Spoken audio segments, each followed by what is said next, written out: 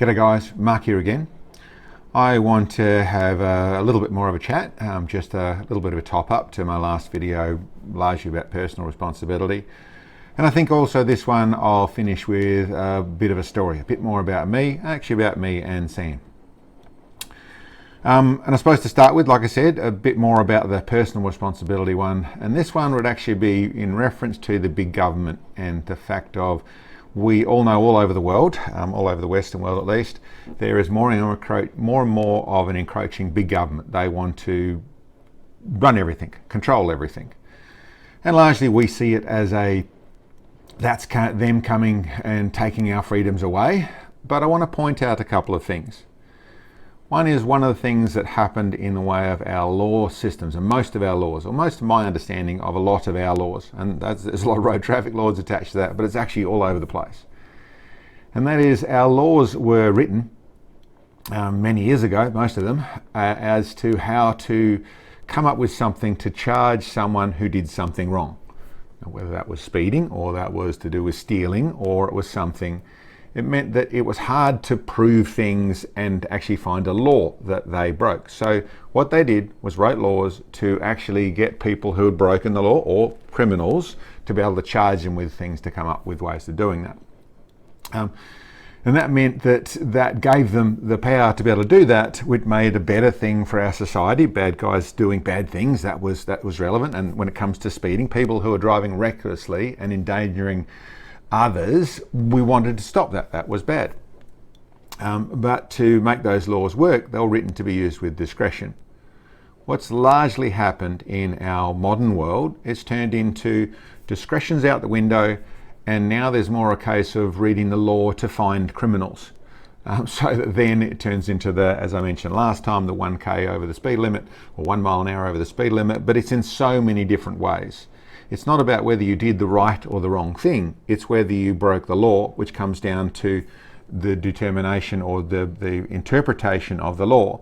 So it's a really poor ways to do things. It turns into making criminals out of interpreting the law, not very little to do with right and wrong, very little to do with the morals that we have. But, and I suppose here's a little bit of where this also comes from when you think about it. How many times have you been, whether you've said it yourself or you've been just met up with someone or you're talking to someone and they go through something that just happened to them, whether that was they just got passed on the road, or whether there was someone that in a property dealership, or whether it was to do with a local neighbourhood or something or other, and there's a complaint they've got, and that person says, or you've said, there should be a law against that. Pretty common sort of speech. People see that. There should be a law against that. They should make a law against that. That should be against the law. What you have to understand is what you just said is you'd like more government. You would like more government. It might not be, you don't want it taken away from you, but it should be taken away from them. That's one of the key ingredients that we are doing wrong as a society. If we stop asking for more laws, we start saying, okay, we don't want big government, but let's do it everywhere. Let's do it to the sense of, let's get to where it's our moral compass, it's our community groups, it's our church groups, it's our whatever that is, whatever that turns into. It's not our government making laws to look after us. No, we're looking after us. You stay doing what we pay you to. You're our servants, you're our civil servants. How about you just make sure that we keep power on in the place, and we keep water coming to the place, and that we have a court system that can do things properly for us, but we will make the laws that suit us because we're the people. That's our job, and that's your job. Anyway, enough of that little one. I think you get where you're going. So keep in mind, next time you say there should be a law against that, or that should be against the law, what you're actually saying. Let's reset that to, yeah, they might have done the wrong thing, but asking the government to do more ends up at a bad, well, look at 2023, ends up in a bad place, and hopefully, well, maybe we can get the hands back on the steering wheel on the bus there and point in a different direction, but we can all see where this is going. Okay, so the story part. This bit goes into a sort of part to do with me and Sam getting together. But listen, it doesn't start like that at all. It was actually about me leaving a small country town and moving to the city. I had been working as a John Deere New Holland mechanic in Noangurup in Western Australia about I've forgotten exactly, but around the 300 odd Ks away from Perth, 200 miles roughly. And I had basically got a job at a performance workshop, so cars and race cars and that sort of stuff, and I was moving up there. I decided that's what I was going to do, and I was moving up there. All sorts of bits and pieces and moving parts to the story, but what I was going on that night, I'd knocked off at 5:30 on Friday afternoon, and I was riding up to Perth.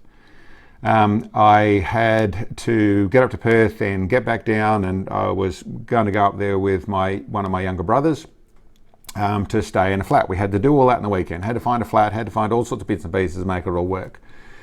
Not super organised, but this is back in, I think, approximately 1986, 1987.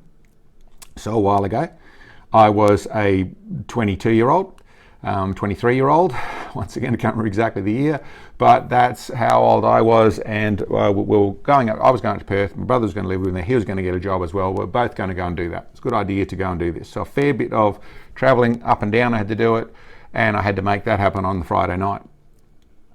I scooted up on the bike, traveling a little bit quicker with a new bike. I'd only got it the week before. It wasn't new, it was a second-hand bike, but it wasn't in set-up form. It was okay, but it wasn't awesome. The front tyre was a little bit low, and turns out the brake pads that in there felt all right, but they actually had a problem, the front brake pads, which I wasn't aware of at that time. Anyway, move forward a little bit. I'd been traveling up there. I had my visor on my helmet need a little bit of work. As I was running to dusk, that was getting a bit hard to see. So just a little bit more tension, not too much in the way of anything else other than being a little bit anxious. And I had a radar detector on the bike that was new, and I was a little bit anxious about that. I was traveling a little bit faster than the speed limit, as I tended to. And I'd learned very much to slow myself down quickly to make sure that I didn't get speeding fines and things that I couldn't afford. Anyway, as I came up, I'd gone a fair bit of the trip. It was moving into dusk, into going into dark. There's a fair bit of anxiety, that sort of stuff. Riding fine. I'm not too far away from the goal of getting to Perth. Going to stay at my grandmother's place actually for that night, and then be able to get on the bus to go down to, like I said, a fair bit more to the story. But as I went round a corner moving into Crossman, which is a siding or a roadhouse that was not too far away from the goal, like about 80 k's away I think it is, I had all of a sudden a reading on the radar detector. And I wasn't used to how I'd react to that sort of thing, but I grabbed a handful of front brake, which on my previous bikes would have been about right, would have sat me down. It was just on halfway, I think it was just on entering a corner. It wasn't a terrible place to do this, but it was just at a point where I sort of grabbed enough brake to basically a muscle memory from a bike that I wasn't on. Turns out that those front brake pads grabbed really quickly. They didn't work like normal performance pads. They put some cheap stuff in there, which I hadn't had a chance to check yet on this new bike that I'd got. And my front wheel locked up. Now, for anyone that knows bikes, it means that I was down, instantly down. I had leather pants on. I had a decent jacket on and gloves and all the bits and pieces, decent boots. So it was no more than the bike went down. It skidded. I must have been through enough for the corner because the bike ended up on the left hand side of the road, or where we drive on the left hand side of the road. So it ended up on the side of the road I wanted to end up on. And I just remember I went down. I then pushed myself away from the bike, and I sort of held myself flat so I didn't roll around, that sort of stuff. And I skidded down the road to a stop, and I was fine. I wasn't in any pain when I'd landed. I had been going reasonably quickly. I won't divulge speeds as to not get myself arrested or anything, but that was a long while ago, obviously. But I was fine. I was on the ground. I was fine. I stood up, and I'm embarrassed. That's not what you do. But I was also a little bit in shock. And there was also cars. The car that I had just seen that had put off the radar detector was stopped behind me. I noticed that, and I was already in the mode of, is this police? Anyway, I started to walk over, see my bike, try and figure things out. This is now dark, and there's enough light for me to see it. I've forgotten if it was still running. No, the lights were still on. I think it probably was still running. I can't recall. It's too long ago, and there was a little bit of shock going on. But I walked over to the bike. By the time there's a police officer had stopped the car, turned back around and run up to me, he was pretty close to in shock. What he had just seen was a motorbike go down, spark in front of him, sparks everywhere, and he was expecting to find a fatality. He thought this was pretty serious and things. So he was very much in shock and very much flabbergasted by what he'd just seen. I also noticed there was a car parked on the other side of the road and a couple of people walking over at that same to me, a couple of guys walking over to me.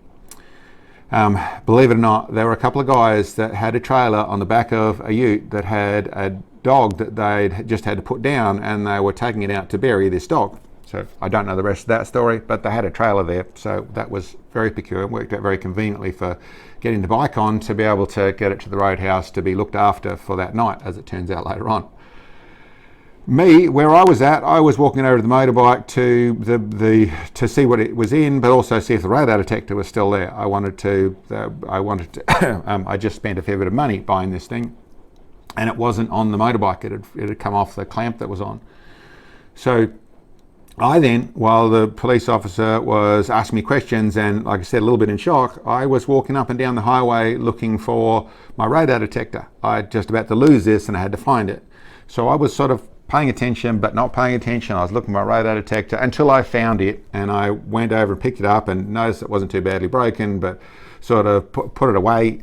I presume he didn't realise what I was actually doing on that sort of score, but asked me if I was all right, and I said it's fine. You know, there's some holes. I had a little bit of blood on my knee where it had worn through the double leather on my knee, but okay, it was all right. And the engine, I then got the bike up, lifted it up, and it had just worn through an engine cover. There was a bit of engine oil leak. There's a mirror damage. There was the clutch was worn down, but not too much damage on the bike either. It had come down smoothly and just skidded along on those bits. So, well, okay, this isn't too bad. There's not too much damage. I didn't have insurance and things like that back then. I was working with what I had, so I was going to have to fix it. The police officer settled down enough and then just asked me what was happening, you know, how fast are you going? And I said, of course, as I would, the speed limit. And I just thought I saw something come from the side of the road, and I grabbed my front brakes and I went down. Then I went through the story as to the front brakes and the front tyre and new bike and all that sort of stuff. So that was it. There was obviously an accident report that he filed in that side of things, but okay, there was no harm, no foul. It was, you know, I'd paid the price, and as I said, there's a couple of guys with a trailer that I think I forgot what happened. They went off and did what they and buried the dog, and then came back and then put the bike on the back of the trailer, and we took it to the Crossman Roadhouse, and it got put in the local. There was I don't think it was functioning then, I don't recall, but there was a service station there and it got locked up inside there. So that's where I got to. Then I managed to call the only person my brother, who was going to university, another brother who's going to university in Perth, and I don't know if I woke him up. I called him, got through to him. It was back in the days when phones were on walls and people would answer phones. And he organised, came down, he drove down, picked me up and took me up to my grandmother's place for that night. So, well, it actually got to that place there to when then I could carry on my weekend. Thank you to my brother, thank you to the people on the side of the road with the dogs, which I never got to see again, or with the dog and the trailer, and the police officer for being helpful, all that sort of stuff. It worked out well for what it could have been. The bit that goes into where it turned into where I got back in touch with Sam was that I had gone through the process of, got on the bus, went down to Albany, a little bit further, another 100 odd Ks further south down to Albany, and then met up with my younger brother, and he in his panel van, and put all the gear on there, went back through Noangra, picked up my gear, put it on the van, so the van's coated with gear, bit more details which I could carry on for hours of the story to Perth. But not too far away from Perth, we went through the process of really trying to figure out how I was going to get this next bit of this van. It wasn't going to be great to try and drive around the city and find somewhere I think it was on Sunday, we were going to plan on finding a unit. And that's where I thought, wait a minute, and I've forgotten the general conversation. I knew enough to know that that year was the year that Sam had gone to living in Perth. She's a country girl from Pingarring. From people who don't know where that is, it's probably a similar distance but further inland around Lake Grace. And she was just moving to Perth to be in a nursing college, or to go to university, not nursing college, but go to university to become a nurse. So that was going to be her first year there, but I knew she was there. So I don't know how I found this out. I don't know who we rang, but we knew enough people to be able to find it and get her on the phone to ask her to come and help us, meet us in Perth with her car, because she had a car. And then we three could drive around and spend a bit of time together and get to find a place to live, which we did. But that was actually where, for completely out of the blue, how I got back to be in contact with someone that I knew as a much younger person earlier on, but to get back to where we started to spend a fair bit of time together. And we still had a fair bit of an age difference, but it was back to where we were then again much closer in the way of doing the same thing, moving to Perth together, and where a friendship grew into the rest of our lives. Anyway, I suppose that's like I said, it is actually turns into where Sam, Sam did more than that in the way of, after a couple of weekends later on, she drove me down to the motorbike and actually helped me. I got her to do one bit of the job, and in the way of putting on the new hand grip, and went through the process of teaching her a little bit of the mechanics while I was doing the engine cover, and put this back together on one Sunday morning, I think it was, so I could ride the bike back to Perth. Anyway, guys, I hope that wasn't too wordy. That was a little bit of a story. It's a lot easier to tell with a lot more time and maybe a beer or two. But it is, like I said, that little crazy bit of story, which is a lot more too, but that's actually how we got together for the rest of our lives. Anyway, guys, I hope you enjoyed. Thank you very much for checking in, and we'll catch you next time.